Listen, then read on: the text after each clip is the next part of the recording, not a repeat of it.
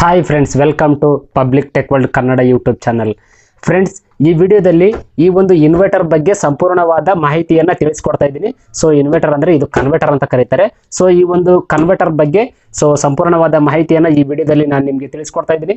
ಇದುವರೆಗೂ ನೀವಿನ್ನು ನಮ್ಮ ಚಾನಲ್ಗೆ ಸಬ್ಸ್ಕ್ರೈಬ್ ಮಾಡ್ಕೊಂಡಿಲ್ಲ ಅಂದರೆ ವಿಡಿಯೋದ ಕೆಳಗಡೆ ಇರುವ ರೆಡ್ ಕಲರ್ ಸಬ್ಸ್ಕ್ರೈಬ್ ಮೇಲೆ ಕ್ಲಿಕ್ ಮಾಡಿಕೊಂಡು ನಮ್ಮ ಚಾನಲನ್ನು ಸಬ್ಸ್ಕ್ರೈಬ್ ಮಾಡ್ಕೊಳ್ಳಿ. ಹಾಗೆಯೇ ಪಕ್ಕದಲ್ಲಿ ಬರುವ ಬೆಲ್ ಮೇಲೆ ಕ್ಲಿಕ್ ಮಾಡಿ ನೋಟಿಫಿಕೇಶನ್ ಆನ್ ಮಾಡ್ಕೊಳ್ಳಿ.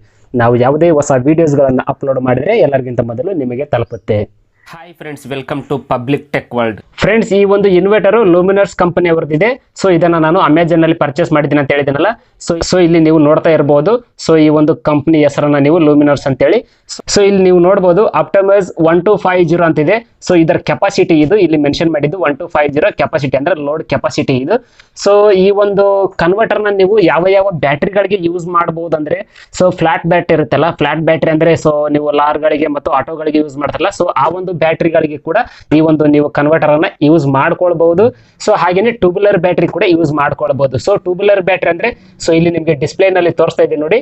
ಸೊ ಇದನ್ನೇ ನೀವು ಟ್ಯೂಬುಲರ್ ಬ್ಯಾಟ್ರಿ ಅಂತ ಕರೀತಾರೆ. ಸೊ ಇದನ್ನ ನಾವು ಮನೆಗಳಲ್ಲಿ ಮತ್ತು ಆಫೀಸ್ಗಳಲ್ಲಿ ಹೆಚ್ಚಾಗಿ ಯೂಸ್ ಮಾಡ್ತಾರೆ. ಸೊ ಹಾಗೇನೆ ನೀವು ಇನ್ನು ಸಣ್ಣ ಬ್ಯಾಟ್ರಿ ಇರುತ್ತಲ್ಲ, 12 ವೋಲ್ಟೇಜ್ ಬ್ಯಾಟ್ರಿಗಳು, ಸೊ ಆ ಒಂದು ಬ್ಯಾಟ್ರಿಗೆ ಕೂಡ ಈ ಒಂದು ಕನ್ವರ್ಟರ್ ಅನ್ನ ನೀವು ಕನೆಕ್ಟ್ ಮಾಡಿ ಯೂಸ್ ಮಾಡ್ಕೊಳ್ಬಹುದು.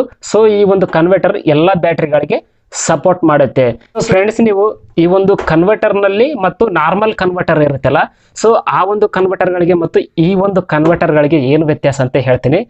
ಸೊ ಇಲ್ಲಿ ಆಪ್ಟಮೈಸ್ ಅಂತಿದೆಲ್ಲ ಲೂಮಿನಸ್ ಕಂಪನಿ ಅವ್ರದ್ದು.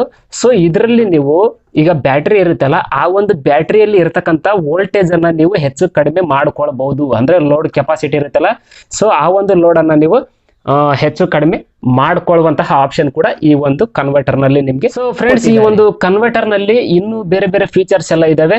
ಫ್ರೆಂಡ್ಸ್, ಈ ಒಂದು ಕನ್ವರ್ಟರ್ ಫಾಸ್ಟ್ ಚಾರ್ಜಿಂಗ್ ಸಪೋರ್ಟ್ ಅನ್ನ ಕೂಡ ಇದು ಸಪೋರ್ಟ್ ಮಾಡುತ್ತೆ.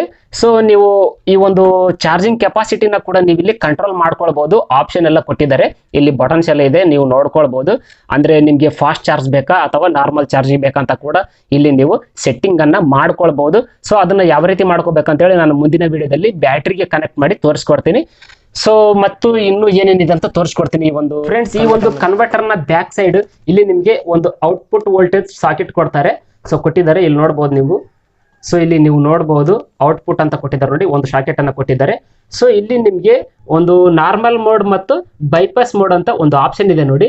ಸೊ ಈಗ ನಿಮ್ಮ ಮನೆಯಲ್ಲಿ ಏನಾದ್ರೂ ಕರೆಂಟ್ಗೆ ಪ್ರಾಬ್ಲಮ್ ಆದ್ರೆ, ಸೊ ನೀವು ಇಲ್ಲಿ ಬೈಪಾಸ್ ಮೋಡ್ಗೆ ಆನ್ ಮಾಡ್ಕೊಂಡ್ರೆ ಸೊ ನಿಮ್ಮ ಮನೆಯಲ್ಲಿ ಇರ್ತಕ್ಕಂಥ ಲೋಡ್ ಎಲ್ಲ ಆಫ್ ಆಗುತ್ತೆ.